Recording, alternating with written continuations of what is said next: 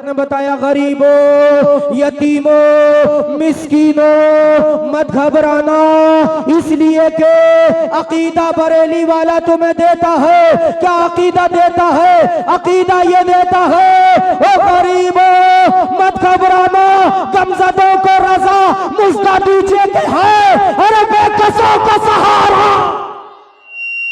बोल दो सुभान अल्लाह, बेकसों का सहारा। और देखो मैं बताना क्या चाहता हूँ, बरेली के ताजदार आला हजरत अजीमुल बरकत मुजद्दिद दीनो मिल्लत अच्छा इमाम अहमद रजा खान फाज़िल बरेलवी अर्ज करते हैं, या रसूल अल्लाह, सबसे औला वाला हमारा नबी, सबसे वाला हो वाला हमारा नबी, अपने मौला का प्यारा हमारा नबी, दोनों आलम का दूल्हा हमारा नबी। क्या खबर कितने तारे खिले छुप गए, पर न डूबे न डूबा हमारा नबी। सारे अच्छों में अच्छा समझिए जिसे है उस अच्छे से अच्छा हमारा नबी, और सारे ऊंचों में ऊंचा समझिए जिसे है उस ऊंचे से ऊंचा हमारा नबी। एक अकीदा और दे दिया बरेली वाले ने, कहा ओ दुनिया वालों, इन दुनिया वालों से मत मांगना, सेठों से नवाबों से मत मांगना, इन ऊंचे ऊंचे लोगों से मत मांगना, इनके पास जाकर के मत रोना। अगर इनके पास जाओगे, इनसे मांगोगे, ये 1 लाख देंगे कल खत्म हो जाएगा, 2 लाख देंगे परसों खत्म हो जाएगा, 3 लाख देंगे तरसों खत्म हो जाएगा, अगले दिन खत्म हो जाएगा। इन दुनिया वालों से क्या मांगते हो? बरेली वाला अकीदा देता है, ना मांगो दुनिया वालों से। ये दुनिया वाले क्या देंगे? अगर मांगना है तो उनसे मांगो जो एक बार दे दे जिंदगी में खत्म ही ना हो।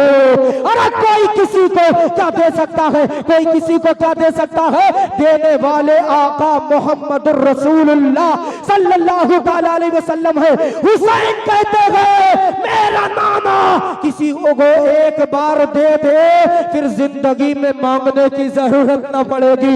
ये हुसैन अकीदा देते, बरेली वाला कहता दुनिया वाले क्या देंगे? अगर मांगने हो आका से मांगो। बोले कौन देता है? देने को मुंह चाहिए, अरे देने वाला है सच्चा। जरा यार मोहब्बत से बोल दो सुभान अल्लाह। मांगना है किससे मांगो? बोलो बोलो, नबी से, नबी से, नबी से। लोग कहते हैं नबी से मांगना सिर्फ, हम कहते हैं हम तो वलियों से भी मांगा करते हैं। सुभान अल्लाह। तुम सिर्फ कहते, तुम्हारा नजरिया, हमारा नजरिया वही है जो बरेली के ताजदार ने हमें दिया है। सुभान अल्लाह। क्या बरेली के ताजदार ने कहा है, अगर किसी की दुआ कबूल ना होती हो, अजमेर मोहल्ला चला जाए ख्वाजा पिया की बारगाह में और कहे ऐ मौला मैं तुझे वास्ता देता हूँ ख्वाजाए हिंद का, मौला मेरी दुआ कबूल कर ले। बरेली वाले कहते जैसे ही अजमेर के राजा का वास्ता दोगे, हाथ नीचे बाद में आएंगे, दुआ पहले कबूल हो जाएगी। हम तो अल्हम्दुलिल्लाह औलिया से मांगते हैं। क्यों? इसलिए कि हमारा अकीदा है कि अल्लाह की बारगाह में अगर जाना है तो अल्लाह की तरफ वसीला तलाश करो। कुरान की आयत है, ऐ ईमान वालों अल्लाह से डरो और मेरी तरफ वसीला तलाश करो।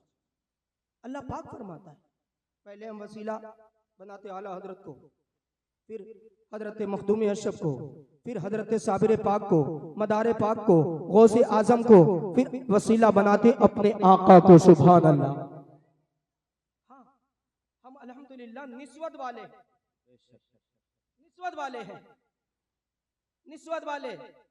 बरेली के ताजदार ने कहा निस्बत वाले किस तरह से? इस तरह से निस्बत वाले तुझसे दर, दर से सग, और सग से है मुझको निस्बत, मेरी गर्दन में भी है दूर का डोरा तेरा। जिस तरह मैं बताइए रखा, जिस तरह नबियों में मेरे आका लाजवाब हैं, इसी तरह वलियों में बगदाद के शहंशाह गौसे आजम लाजवाब है। गौसे आजम लाजवाब। मैंने आयत पढ़ी, अल्लाह पाक फरमाता है अला इन्ना औलिया अल्लाहि ला खौफुन अलैहिम वला हुम यहज़नून। अल्लाह के वलियों को ना कोई खौफ है ना कोई हुज़्न मलाल। पहले वली का मतलब समझ लीजिए। लुगात में वली का माना आता है दोस्त का। वली का माना आता रफीक सफर का, वली का माना आता मेहरबान का, वली का माना आता दोस्त का। सुभान अल्लाह बोल दीजिए। ये लुगात के कई तरह कोई और भी माने हैं, मैंने कुछ चंद बताया आपको। अब इस्तिलाह में सुन लीजिए। वली अल्लाह के प्यारे होते हैं, सुभान अल्लाह। वली अल्लाह के दोस्त होते हैं, सुभान अल्लाह। वली अल्लाह से बात मनवाने वाले होते हैं, सुभान अल्लाह। ये वलियों की शान है। फिर सोचो, गौसे आजम तो औलिया के सरदार हैं, उनकी शान क्या होगी, सुभान अल्लाह। एक अंग्रेज आया, अंग्रेज, उसके हाथ में पिस्टल थी, पिस्टल, तमंचा। और एक अल्लाह के वली बुजुर्ग, उनके हाथ में तस्वीर थी। सुभान अल्लाह बोल दो नगरिया वाले। उनके हाथ में तस्वीर। बुजुर्ग ने पूछा, ये तुम्हारे हाथ में क्या है? कहने लग गई, ये मेरे हाथ में पिस्टल है, तमंचा है। कहा, ये तुम्हें किसने दिया? कहा, ये मेरे बड़ों ने दिया। कहा, इससे क्या करते हो? तो अंग्रेज कहने लग गया, हम इससे मुर्दा कर सकते हैं। क्या कहा? इससे मार सकते हैं। उन बुजुर्ग ने कहा, अच्छा, तुम इससे जिंदा इंसान को या परिंदे को, जानवर को मार सकते हो? इतनी पावर है? कहा, इसमें इतनी पावर है कि जिंदा को मुर्दा कर देती है ये पिस्टल। अंग्रेज कहने लगा, मेरी पिस्टल की तो पावर ये है, लेकिन जो तुम्हारे हाथ में ये है, इसको क्या बोलते? का इसको तस्वीर बोलते। का किसने दी? का मुझे ये बगदाद के शहंशाह गौसे आजम ने दी। सुभान अल्लाह, बोलो ना गरिया वाले, सुभान अल्लाह। फरमाया, इससे क्या होता है? इससे ये होता है कि तुम अगर जिंदा को मार सकते हो अपनी पिस्टल से, तो हम अपनी तस्वीर से मुर्दे को जिंदा कर देते हैं। सुभान अल्लाह, बोलो सुभान अल्लाह। फरमाया कि हम अपनी तस्वीर से मुर्दे को जिंदा कर सकते हैं। तो हजरते उन बुजुर्ग ने कहा, अच्छा तुम दिखाओ जरा।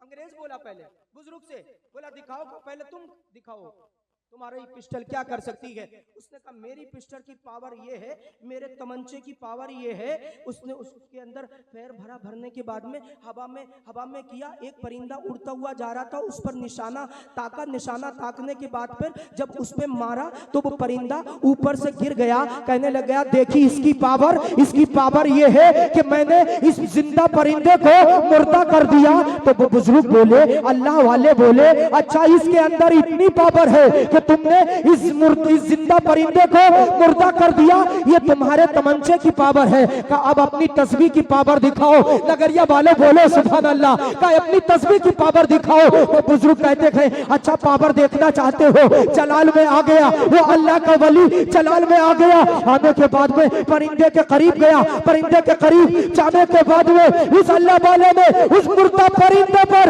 अपनी तस्बीह को फेरा। कसम खुदा की, जैसे पहले उड़ रहा था वैसे बाद में उड़ता हुआ नजर आ रहा था। और शायर कह रहा था, निगाहे वली में वो तासीर देखी गए और बदलती हजारों की तकदीर देखी है। नारे तकबीर, नारे रिसालत, जश्ने गौसे आज़म, फैज़ाने औलिया इकराम, नारे तकबीर जिंदाबाद। क्या कहा? निगाहे वली में वो तासीर देखी है, सुभान अल्लाह, बदलती हजारों की तकदीर देखी है। ऐसा लग रहा है जैसे आपको कोई मतलब है नहीं।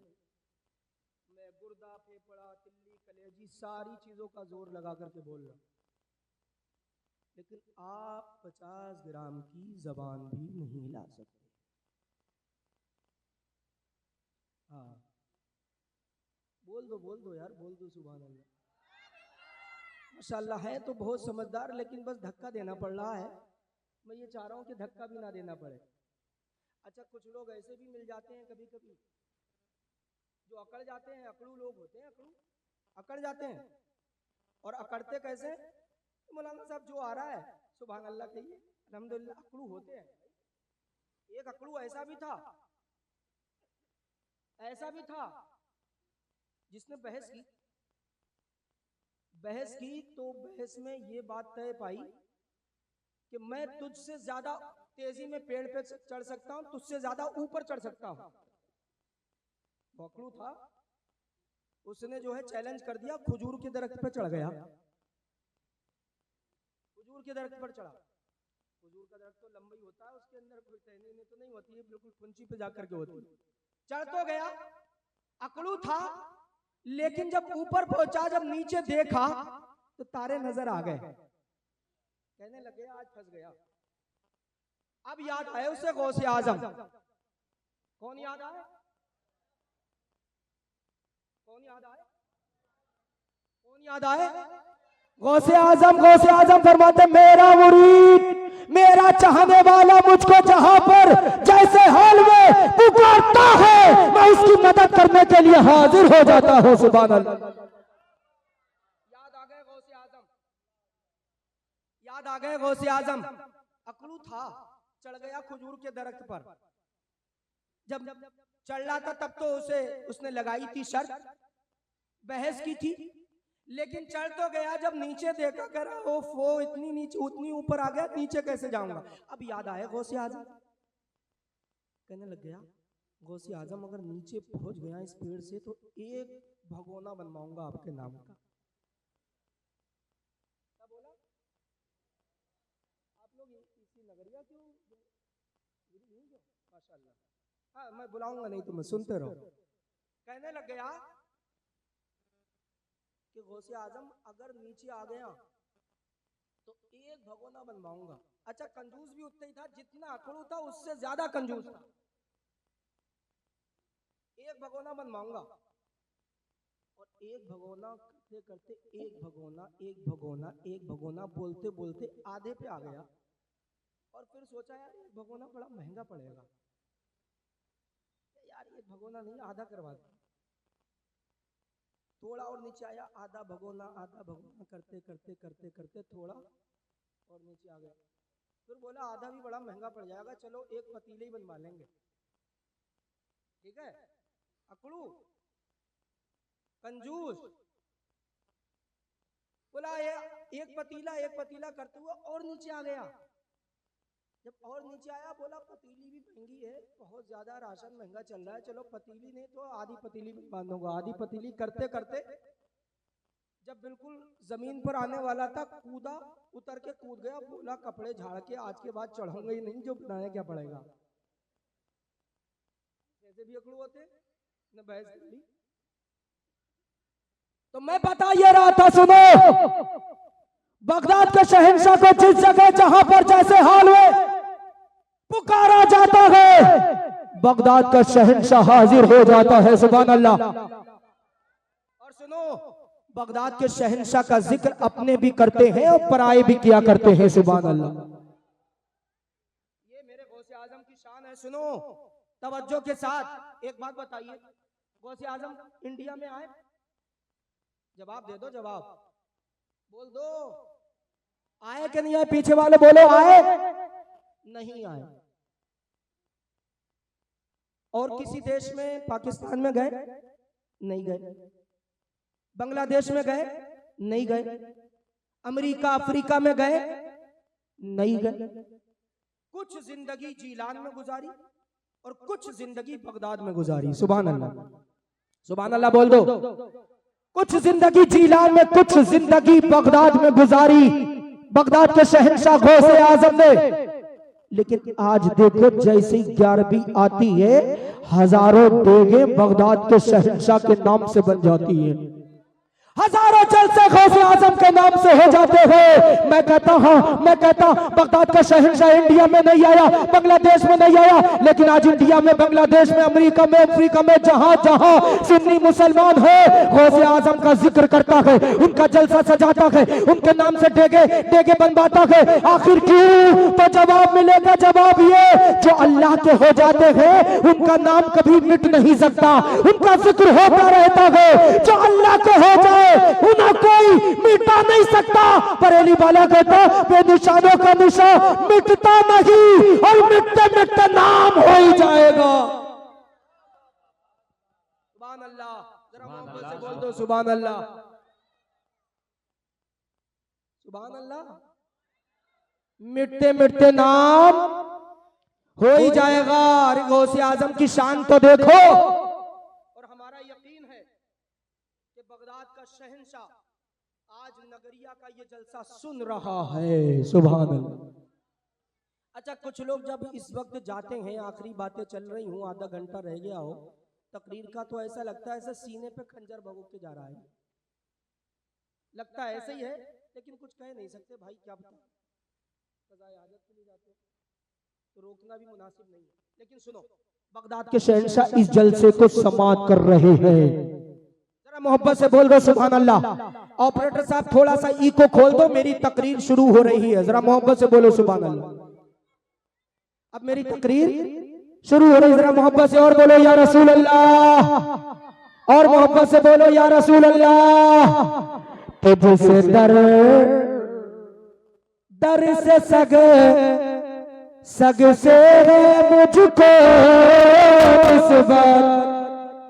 मैं शायर भी रह चुका हूँ किसी दौर में। मोहब्बत से बोलो सुभान अल्लाह।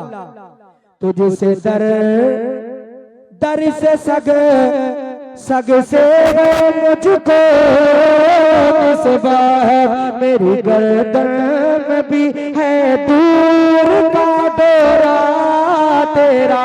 आला हजरत की बारगाह में अर्ज करते हैं, ऐ आला हजरत जरा इस शेर का मतलब तो समझा दीजिए। मतलब क्या है? बरेली वाला कहता है मतलब समझना है ओ मखदूमी तो अगला शेर मेरा पढ़ लो, मतलब खुद ब खुद समझ में आ जाएगा। पहला शेर सुनो, इसका मतलब क्या है? बरेली वाला कहता है तुझसे दर दर से सग सग से मुझको मेरी गर्दन में भी है दूर का डोरा तेरा। अगर आपके नाम का डोरा है गौसे आजम, आपकी निस्बत हमें मिल गई है गौसे आजम, आपके नाम का पट्टा हमारी गर्दन में आ गया तो होगा क्या? बरेली वाला कहता है होगा ये कि जो यहाँ पर गौस वाला है वो यहाँ भी कामयाब है और मैदान कयामत में पहुंचेगा तो वहाँ भी बहुत ज्यादा कामयाब है। बरेली के ताजदार कहते हैं इस शेर का मतलब समझना है तो अगला शेर पढ़ लो। शेर क्या है? इस निशानी के जो सग हैं नहीं मारे जाते, हश्र तक मेरे गले में लगे बटा तेरा। सुभान अल्लाह। जरा बोल दो सुभान अल्लाह यार। जिसको जाना है चला जाए और जिसको करीब आना है मेरे करीब आ जाए। मैंने भी बहुत इंतजार किया है भाई साहब अपने नंबर का, तो मैं भी पूरी कसर निकालूंगा। पैसे मत दो, मुझे पता है तुम शायरों को देते हो, हमें नहीं दोगे, लेकिन कोई बात नहीं, जरूरत भी नहीं, क्योंकि मैं जानता हूँ बगदाद का शहंशाह जिसको जब चाहे जैसे चाहे अता कर सकता है। मोहब्बत से बोलो सुभान अल्लाह।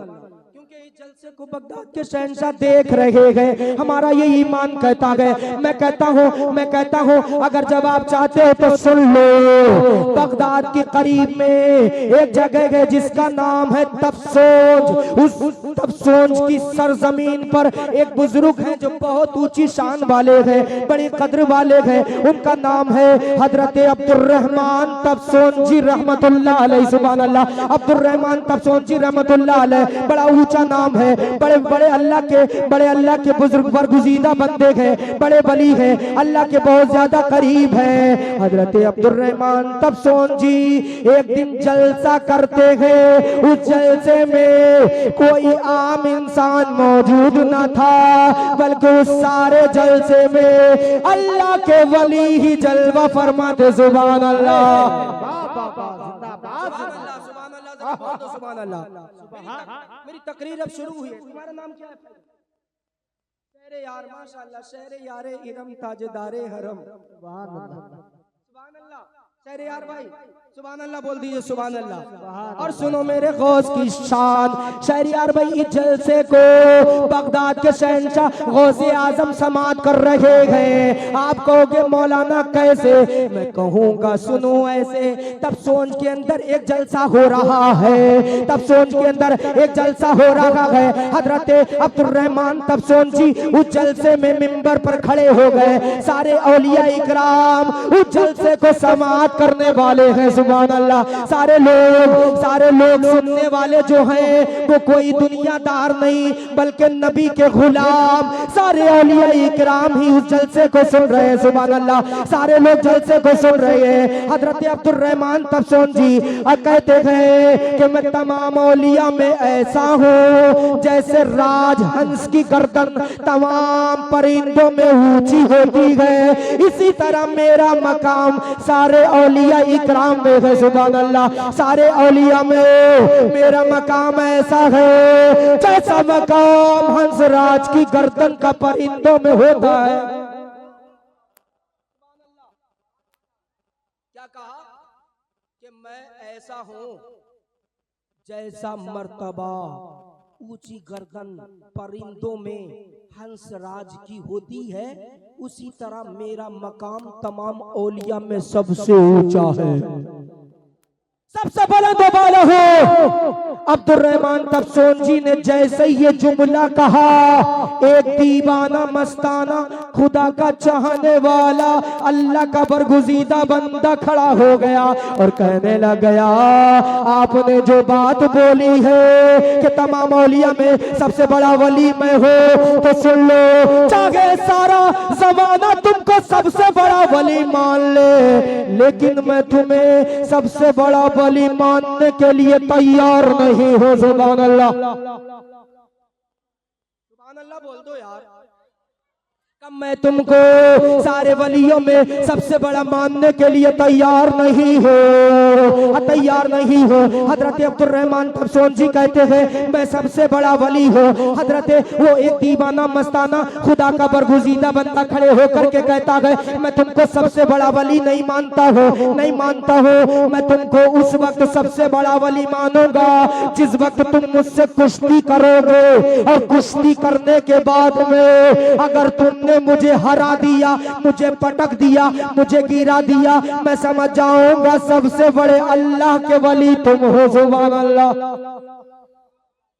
उस मस्ताने ने, दीवाने ने अपनी ओझड़ी को उतार दिया, अपनी गुदड़ी को उतार दिया, अपने कपड़ों को उतार दिया। अब्दुल रहमान तफसून जी जिन्होंने अभी ये ऐलान किया कि अल्लाह का सबसे बड़ा वली मैं हूँ, तमाम औलिया इकराम में सबसे ज्यादा पावर मेरी है, ये ऐलान किया। वो अल्लाह वाला वो अल्लाह वाला वो एक दीवाना मस्ताना खड़े होकर के कहता है अगर तुमने मुझे गिरा दिया तब मैं मानूंगा तुम अल्लाह के बाद सबसे ज्यादा बड़े वली हो, और अगर नहीं गिरा पाए तो मैं नहीं मानता। अल्लाह वाले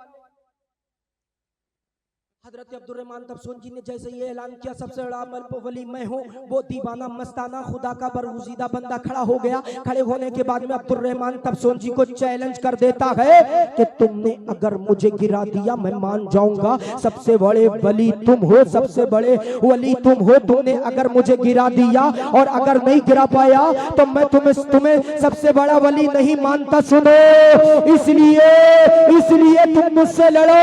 अब्दुल रहमान तफसून जी ने अभी तो ये कहा सबसे बड़ा वली मैं हूं, लेकिन जैसी आंखों को बंद किया तो क्या देखते हैं कि ये जो बंदा खड़ा है सामने ये कोई आम इंसान है ही नहीं, सुभान अल्लाह। अरे बोलो मचल कर सुभान अल्लाह।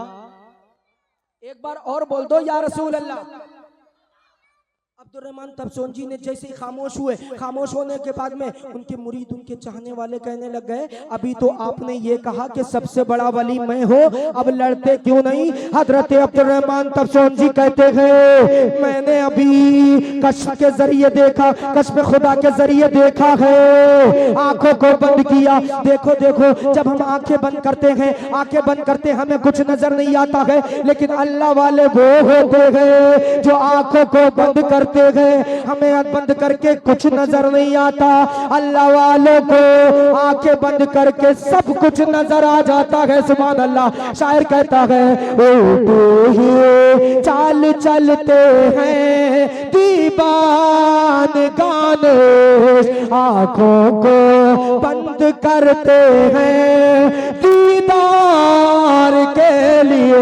सुभान अल्लाह बोल दो सुभान अल्लाह। हजरत अब्दुर्रहमान तफसून जी कहते हैं अभी मैंने आंखों को बंद किया, मैंने देखा कि ये कोई आम बंदा नहीं है, मैंने देखा कि इसका एक एक रोंगटा रहमत इलाही में डूबा हुआ है। सुभान अल्लाह। मैं इससे लड़ नहीं सकता। हजरत अब्दुर्रहमान तफसून जी कहते हैं ओ दीवाने मस्ताने जरा अपना नाम बता दे, तू है कौन, तू है कौन? जरा मोहब्बत से नगरिया कला वालों बोलो सुभान अल्लाह, जरा मोहब्बत से बोलो। देखो अब्दुर्रहमान तफसून जी कहते हैं वो दीवाने मस्ताने जरा ये बता दे तू है कौन? वो कहने लग जाता है मैं कोई बहुत बड़ा वली नहीं हूँ, बस मेरा नाम मोहम्मद अहमद है। सुभान अल्लाह। मोहम्मद अहमद है। सुभान अल्लाह। कहने लग जाते हैं मेरा नाम मोहम्मद अहमद है। कहा तुम जब इतने ज्यादा पावरफुल हो कि तुम्हारा एक एक रोंगटा रहमत इलाही में डूबा हुआ है, जरा ये भी बता दो तुम्हारा मर्तबा क्या है, तुम्हारी शान क्या है? हजरत मोहम्मद अहमद कहते हैं मेरी शान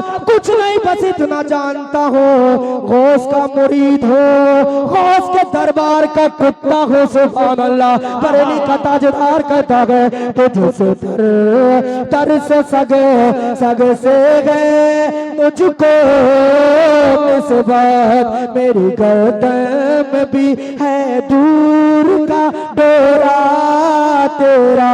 सुभान अल्लाह। नारे तकबीर, नारे रिसालत, फैज़ाने गौसे आज़म, अज़मते गौसे आज़म, करामते गौसे आज़म, इश्क मोहब्बत, नारे हैदरी।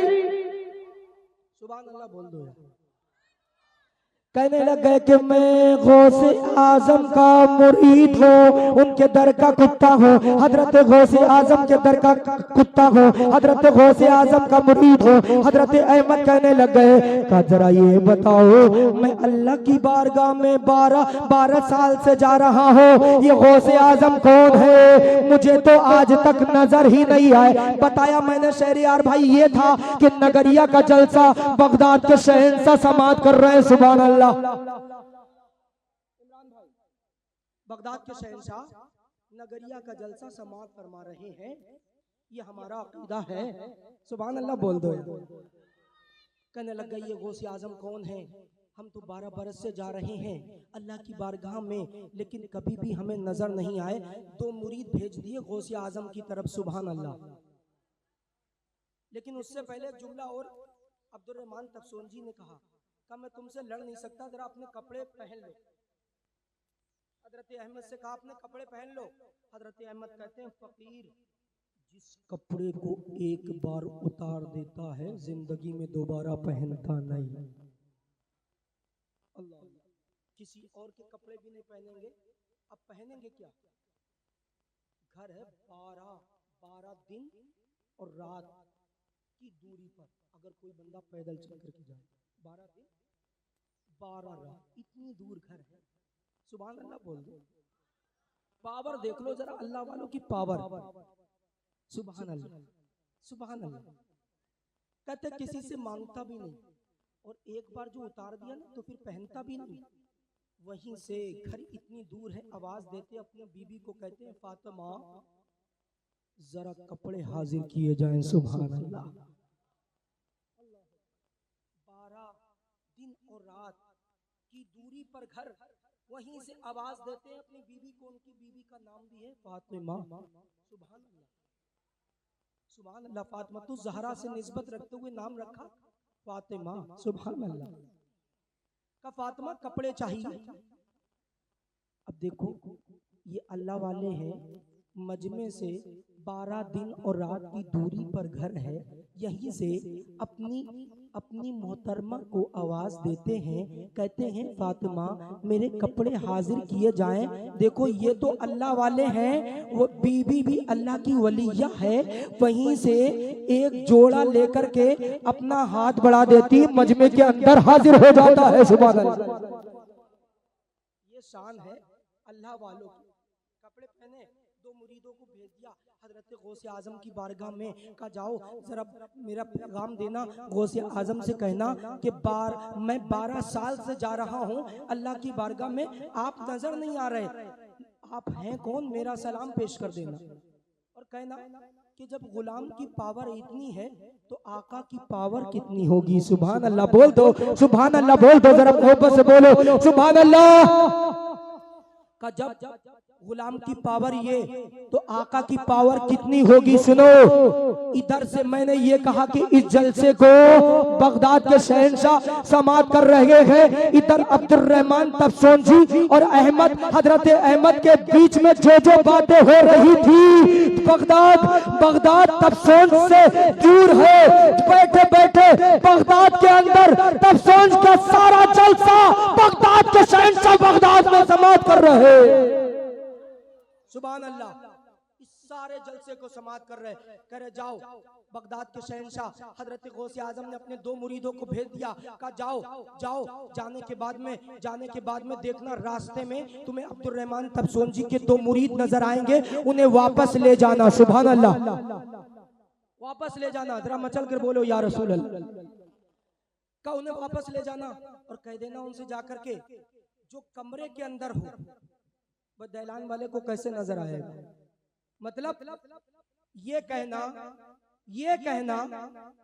कि मैं अल्लाह के इतने करीब होता हूं कि तुम मुझे देख ही नहीं सकते। सुभान अल्लाह, किसने कहा? बगदाद के शहंशाह हजरत गौसे आजम ने फरमाया जाओ अब्दुल रहमान तफसोंजी से कह देना जाकर के कि तुम्हें निशानी के तौर पर एक बात बताता हूँ। सुनो, हजरत गौसे आजम के मुरीद दोनों अब्दुल रहमान तफसोंजी के मुरीदों को वापस लेकर के चले गए। अब्दुल रहमान तफसोंजी के पास में जाने के बाद में गौसे आजम के वो 2 मुरीद कहते गए, गौसे आजम ने तुम्हारे ही जलसे को बगदाद की सरजमीन पर बैठे बैठे समाप्त कर लिया। सुभान अल्लाह, बैठे बैठे समाप्त कर लिया। सुभान अल्लाह। हजरत गौसे आजम के कहते गए अब्दुल रहमान तफसोंजी सुनो, अगर तुम ये जानना चाहते हो कि बगदाद का शहंशाह है कौन तो सुनो। बगदाद के शहंशाह ने 2 बातें बताई हैं तुम्हारे बारे में जो तुम जानते हो और रब जानता है, या बगदाद के शहंशाह जानते हैं, उनके अलावा कोई नहीं जानता है। हजरत गौसे आजम के मुरीद हजरत अब्दुल रहमान तफसोंजी से कहते गए सुनो, फुला शब अल्लाह की बारगाह में सारे औलिया हाजिर हुए थे। सारे औलिया को अलग अलग रंग के जोड़े दिए गए थे, लेकिन तुम्हें जिस रंग का जोड़ा मिला बगदाद का शहंशाह तुम्हें उस जोड़े का रंग बता सकता है। सुभान अल्लाह, जोड़े का कलर बता सकता है। सुभान अल्लाह। हजरत गौसे आजम ने कहा उस पर जो लिखा था वो बगदाद का शहंशाह बता सकता है। तुम्हारे जोड़े 12,000 औलिया इकराम थे, 12,000 औलिया इकराम को जोड़े दिए गए, सारे औलिया इकराम को जोड़े दिए गए, लेकिन तुम्हें जो जोड़ा दिया गया था उसका कलर क्या था, उसका रंग क्या था, ये तुम्हें बगदाद का शहंशाह बताता है। सुभान अल्लाह। हजरत गौसे आजम के मुरीद अब्दुल रहमान तफसोंजी को ये बता रहे हैं कि आप अल्लाह की बारगाह में जिस दिन सारे औलिया इकराम गए थे, सारे लोगों को जोड़े मिले थे, तुम्हें भी जो जोड़ा मिला था उसका तुम्हें बगदाद का शहंशाह गौसे आजम बताता है। सुनो, तुम्हें जो जोड़ा मिला था उसका रंग हरा था। सुभान अल्लाह, हरा था। अब्दुल रहमान तफसोंजी सारे औलिया इकराम गौसे आजम की बात गौसे आजम के मुरीद के जरिए समाप्त कर रहे हैं, फरमा रहे हैं, कह रहे हैं कि तुम्हें जो जोड़ा मिला था उसका रंग हरा था, हरा। सुभान अल्लाह। उस पर सोने के कलम से, सोने सोने की सिहाई से कुल हुवल्लाहु अहद लिखा हुआ था। कुल हुवल्लाहु अहद अल्लाहु समद लम यलिद व लम यूलद व लम यकुल लहू कुफुवन अहद। जब ये जुमला सुना, बगदाद के शहंशाह की जब ये बात सुनी तो घुटनों पर गिर गए। घुटनों पर गिरने के बाद में कहते गए, सदक्ता या शेख अब्दुल कादिर जिलानी, है गौसे आजम, आप सच कह रहे हो, आप सच्चे हो, आपने जो जो कहा बिल्कुल हक है।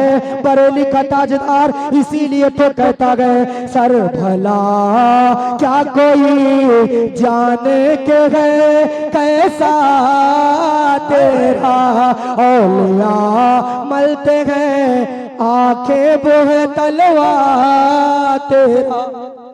बाबा नारे तकबीर, नारे रिसालत, अज़मते गौसे आज़म, फैज़ाने गौसे आज़म, करामते गौसे आज़म, मसलके आला हज़रत। क्या कहा? सर भला क्या कोई जाने कि है कैसा तेरा, ओलिया मलते हैं आंखें वो है तलवा तेरा। एक बात बताऊं, बात बड़ी अजीब है, लेकिन हकीकत ये है कि आज मेरी बिलखुसूस तकरीर अल्हम्दुलिल्लाह अक्सर जगहों पे होती जाता हूँ जहाँ पर मेरे रब ने मेरे लिए रिस्क लिखा है, वहाँ मैं बहाना जलसे का होता है चला जाता हूँ। नंबर तो कभी कभी ऐसा भी हुआ कि 3 बजे आए, ऐसा भी 3 बजे नंबर आया, लेकिन कभी ऐसा नहीं हुआ, बहुत कम जगह कि इतनी शांति से सुना। यार नोटबंदी तो हुई थी, नोटबंदी तो अभी तक हुई भी नहीं, आज हो गई। और मैं जब तक सुनाता हूँ तब तक मैं ये चाहता हूँ कि मुझे मजमे से रिस्पॉन्स मिले। मैं क्या हर कोई चाहता है, इसलिए कि इससे ये महसूस होता है कि आप हजरात की पाकीज़ा समातों में हमारी बात पहुँच रही है, ये पता। और एक बार बता दो, आज हम बोल तो ही नहीं रहे, बोल नहीं रहे, इसलिए आज दुनिया हम पे काबिज हो गई। तुम अपने आप को कभी लावारिस मत समझो, इसलिए कि तुम्हारे वारिस उमर फारूक आजम है।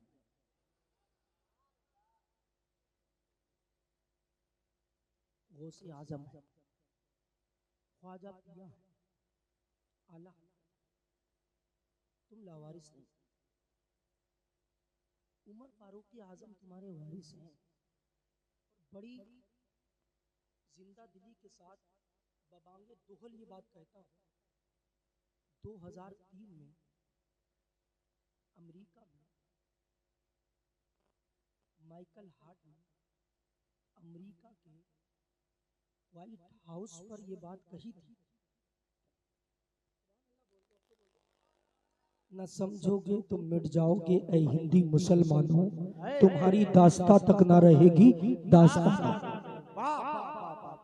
कहा था 2003 में अमेरिका के व्हाइट हाउस पर माइकल हार्ट ने कि अगर उमर की हुकूमत 5 बरस और रह जाती पूरी दुनिया पर इस्लाम का परचम ही लहराता नजर आता।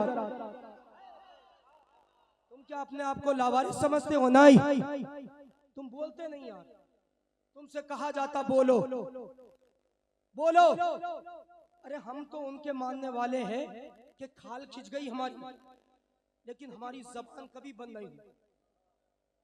अल्लामा किफायत अली काफी अली रहमा को जेल के अंदर बंद किया गया, जबान बंद हो जाए, लेकिन आखिरी वक्त में भी अल्लामा किफायत अली काफी दुनिया वालों से ये कह रहे थे तुम इस्लाम को मिटाना चाहते तो सुनो, मैं ये कहता हूँ कोई दिल बाकी रहेगा ना चमन रह जाएगा, अरे पर रसूलुल्लाह का दीन हसन रह जाएगा। तुम बोलते नहीं यार, बोलते नहीं, बोला करो। अगर ऐसे खामोश रहोगे तो तुम दबा दिए जाओगे। जबान खामोश, क्या करोगे उन लबों का, क्या करोगे उस गर्दन का, क्या करोगे उन हाथों का जो नबी के लिए कुर्बान ना हो जाए,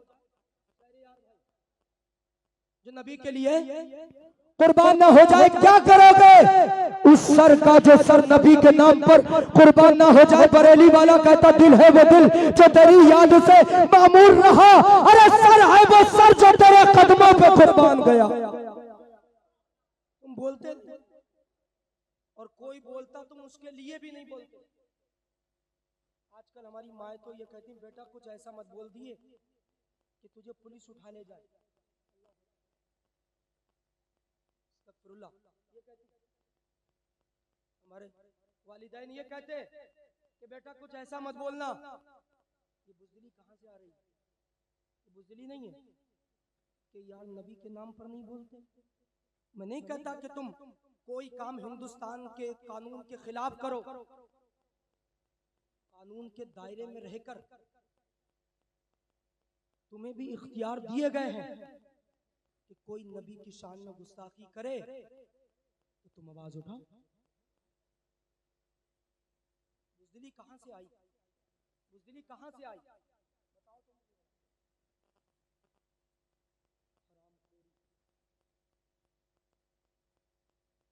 जिना, चोरी, शराब, झूठ, गीबत सब मुसलमान कर। और जब चुगली, गीबत, चोरी, शराब ये सब पिए और कर तो फिर उसके अंदर ईमान की जो तपिश होती है, शिद्दत होती है, जज्बा होता, कैसे बात?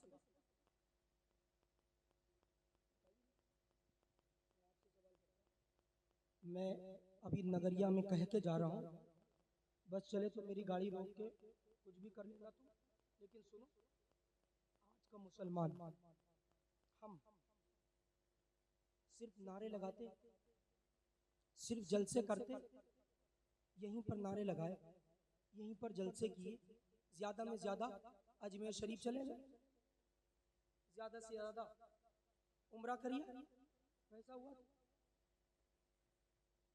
सब दिखावे के लिए। बाकी दिल में जो एक मोहब्बत दीन के लिए, रसूल के लिए होना चाहिए वो हमारे अंदर नहीं। वरना मुझे आप एक जवाब दीजिए, जो नबी से मोहब्बत करे वो क्या सिर्फ जलसे करेगा, अपनी माँ को गालियां देगा? बोलो, क्या सिर्फ कलिया शरीफ जाएगा और माँ को गालियां देगा?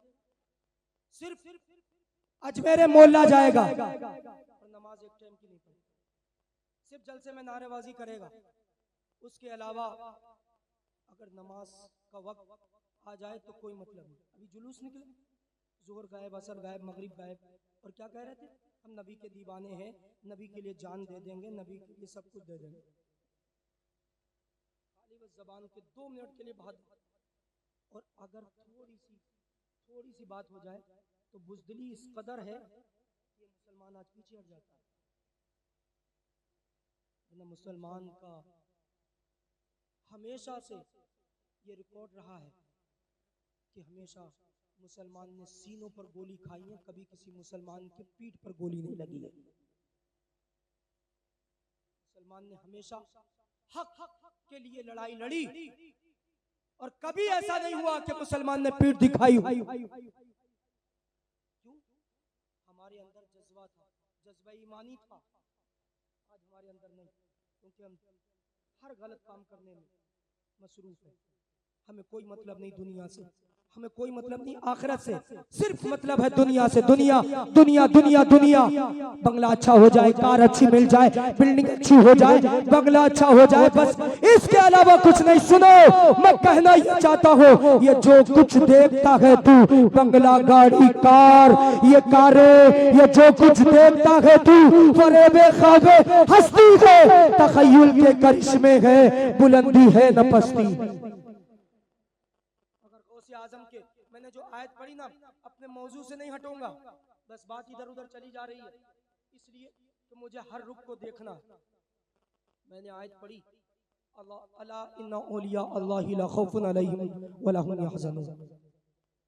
अल्लाह के वलियों को ना कोई खौफ ना कोई हुज़्न व मलाल। यूं आसान तर्जुमा कर दो कि अल्लाह के वलियों की जिंदगी भी कामयाब है और उनकी आखिरत भी कामयाब है। खुद तो जन्नत में जाएंगे, हम गुनहगारों को भी जन्नत में ले जाएंगे। सवाल सिर्फ इतना है, मुझे जरा सिर्फ इतना, मेरे भाइयों, चैनल वाले, मेरे दोस्तों, तुम भी थोड़ी देर 2 मिनट मेरी बात सुनो। कुरान में फरमाया अल्लाह पाक ने कि अल्लाह के वलियों को ना कोई खौफ ना कोई हुज़्न मलाल, उनकी जिंदगी भी सुकून वाली और आखिरत भी सुकून वाली। आखिरी बातें सुनो, ये सुकून कहां से आए? सवाल ये पैदा होता है, गौसे आजम को ये सुकून कहां से मिला? सवाल का जवाब मिलेगा कि कभी किसी वली ने किसी नबी का दिल नहीं दुखाया, इसलिए अल्लाह ताला ने औलिया को यहां भी कामयाबी दी और वहां भी कामयाबी देगा। और हम यहां भी कामयाब नहीं और वहां भी कामयाब नहीं, अगर हम अल्लाह के वलियों के रास्ते पर नहीं चले तो। आखिरी बात है, ये तकरीर नहीं, दिल का दर्द बस पेश करके जाऊंगा। सुनो, ये ना दुनिया पर सुकून ना आखिरत में सुकून, और औलिया के लिए अल्लाह पाक फरमाता है दुनिया पर भी सुकून और आखिरत में भी सुकून। सुकून आया कहां से? जवाब आएगा, कोई वली किसी नबी का दिल नहीं दुखाता, इसलिए अल्लाह ताला उनकी दुनिया भी सवार देता है और आखिरत भी सवार देता है। और मुसलमान आज बेसुकून क्यों है? इमाम साहब ताबीज दे दो, पीर जी ताबीज दे दो, कुछ नहीं होने वाला ताबीजों से। पूरा कुरान अपने गले में लटका लो, कुछ नहीं होगा अगर तुम अपने नबी का दिल दुखा दे। कोई अपने नबी का दिल दुखाकर, रब के महबूब का दिल दुखाकर चाहता कि सुकून मिल जाए। और आज दुनिया में आदमी ये समझता है, चाचा जान सुनिए तवज्जो से, ये समझता है कि ऊंची कार मेरे पास है, आ जाए तो मुझे सुकून मिल जाएगा, ऊंची बिल्डिंग हो जाए तो सुकून मिल जाएगा, मखमल की चादर मिल जाए तो सुकून मिल जाएगा, मखमल का गद्दा मिल जाए तो सुकून मिल जाए। मैं कहता ना, अगर मखमल की चादर में या मुर्गे में या गोश्त में या अच्छी ग़िज़ाओं में अगर सुकून होता तो बगदाद का शहंशाह कभी भी फाका ना करता। बताइए मुझे, बगदाद के शहंशाह ने फाका किया, फाके की तारीफ बता दो। आपने ये तो सुना फाका, लेकिन फाका किसे कहते हैं? एक टाइम खाना नहीं खाया इसे फाका नहीं कहते। बाज उलमाए कराम ने कहा फाका 2 दिन और 2 रात भूखा रहने को कहते हैं। बाज ने कहा 3 दिन 3 रात भूखा रहने को फाका कहते हैं। बाज ने कहा 40 दिन में सिर्फ एक बार कुछ खा लेने को फाका कहते हैं। हम समझते कि सुकून ऊंची बिल्डिंग में है, ऊंची कारों में है, अच्छी ग़िज़ाओं में। मैं कहता सुकून ना तो ऊंची बिल्डिंग में है ना ऊंची कारों में है। अगर ऊंची बिल्डिंग में सुकून होता, सबसे ऊंची बिल्डिंग बगदाद के शहंशाह गौसे आजम की होती। गौसे आजम का जंगल में रहना इस बात पर दलालत करता है वो लोगों, सुकून ऊंची बिल्डिंग में नहीं। सुकून है कहाँ? सुकून वही है जो अपने नबी को, रब के महबूब को खुशी देता है, अल्लाह ताला उसकी जिंदगी खुशियों से भर देता है, इसलिए कि हम तो दुनिया को राजी करने के चक्कर में है, लेकिन बरेली वाला कहता खुदा की रजा चाहते हैं तो आलम और खुदा चाहता है रजाए मोहम्मद। तुम अपने नबी को राजी करो, ये पैगाम गौसे आजम का है, पैगाम आला हजरत का है। अपने नबी को राजी कर लो। एक हदीस बता दो, हट रहा हूं, सुनो। आज हम सिर्फ अजमेर शरीफ जाते रहे, हर जगह ये बात मैं बताता हूँ और ये जरूरी भी समझता हूँ बताना। हर जगह जाते रहे, हर जगह गए, हर जगह अजमेर शरीफ भी चले गए, बगदाद शरीफ भी चले गए, उम्रा भी कर आए, लेकिन हमने अपने बुजुर्गान दीन की सीरत पर अमल नहीं किया। सिर्फ मजार पर गए, औलिया का क्या मनसब था, क्या तरीका था, क्या मसलक था, क्या किरदार था, इसको नहीं समझे। सुनो, मैं बताना चाहता हूँ, मेरी आखिरी बात सुन लो मेरे भाइयों। अजमेर शरीफ 100 बार चले जाओ, 1000 बार चले जाओ, उम्रे पे 2000 बार चले जाओ, न तुम्हारा उम्रा कबूल होगा, न तुम्हारा अजमेर जाना कबूल होगा, न तुम्हारा कलियर के चक्कर लगाना कबूल होगा, अगर तुम बुजुर्गों की सीरत पर अमल नहीं करते, नबी की हदीस पर अमल नहीं करते। सुनो,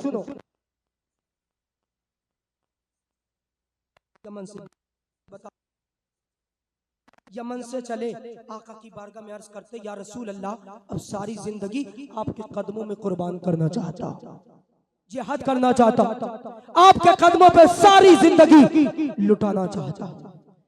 बरेली के ताजदार ने बताया भी हमें, ये है जिंदगी, ये नहीं है किसी के लिए, जिंदगी है नबी की, नबी के लिए। आपको बताओ, कहने लग गए, या रसूल अल्लाह, सारी जिंदगी आपके कदमों पर कुर्बान करना चाहता हो आका, अब आपके कदमों में जान लुटाना चाहता हो, या रसूल अल्लाह, कुर्बानी आपके कदमों में कुर्बान होना चाहता हो। मेरे आका ने एक सवाल किया, या ऐ मेरे शाबी जरा ये बता दे, ऐ मेरे आशिक जरा ये बता दे, तेरे घर पर तेरे वालिदैन है? कहने लग गए, या रसूल अल्लाह है। कहा, मेरे आका ने जरा ये बताओ, अपने माँ बाप से इजाजत लिया था? कहने लग गया, या रसूल अल्लाह, इजाजत तो ली थी। अब जुमला सुनो, अजमेर का बार बार चक्कर लगाने वाले, अजमेर शरीफ जाने वाले, उम्रे पे उम्रा करने वाले, जरा तवज्जो से सुनो। मेरे आका ने पूछा, जरा ये बताओ, तुमने अपने माँ बाप से जिस वक्त इजाजत ली थी, तुम्हारे माँ बाप रो रहे थे या मुस्कुरा रहे थे? कहने लग गए, या रसूल अल्लाह, मैं अपने माँ बाप का इकलौता बेटा हूँ, अकेला बेटा हूँ। मेरे आका, जब मैं अपने माँ बाप से इजाजत ले रहा था, मेरे माँ बाप रो रहे थे, कह रहे थे, आका की बारगाह में तुझको जाना है, हम तुझको रोक भी नहीं सकते, लेकिन बस इतना समझ ले कि ऐ मेरे लाल, हमारे बुढ़ापे का सहारा तू है, ऐ मेरे लाल, हमारे बुढ़ापे की लाठी तू ही है, ऐ मेरे लाल, तुझे हम रोक भी सिर्फ इसलिए नहीं सकते कि बात रसूलुल्लाह की आ गई है, बात आका की है। तेरे जैसे एक बेटे क्या, अगर 1000 बेटे मेरा रब मुझे देता, मैं रसूल के नाम पर एक करके कुर्बान करती चली जाती। जो एक पर खुदा हो, एक पर मोहम्मद, अगर कल बप्पा दोबारा करोगे, ये एक जान क्या है, अगर हो करोगे तेरे नाम पर सबको 12 करोड़ में। कहने लग गए, या रसूल अल्लाह, हुजूर को देखने की है तो रोक भी नहीं सकती, बात हुजूर के कदमों में जिंदगी कुर्बान करने की है, रोक भी नहीं सकते। अब सुनो, अजमेर शरीफ का चक्कर लगाने वालों, उम्रे पे उम्रा करने वाले, सुनो, मेरे आका ने फरमाया, तुम अपने माँ बाप को रोता हुआ छोड़ करके आए थे ना, अगर तुम ये चाहते हो मदीने का ताजदार राजी हो जाए तो सुनो, घर पर चले जाओ, अपने माँ बाप को रोता हुआ छोड़ कर आए थे, उनके चेहरे मुस्कुराहट लाने का सबक बन जाना, वहां तुम्हारे माँ बाप मुस्कुराएंगे, यहाँ मदीने का ताजदार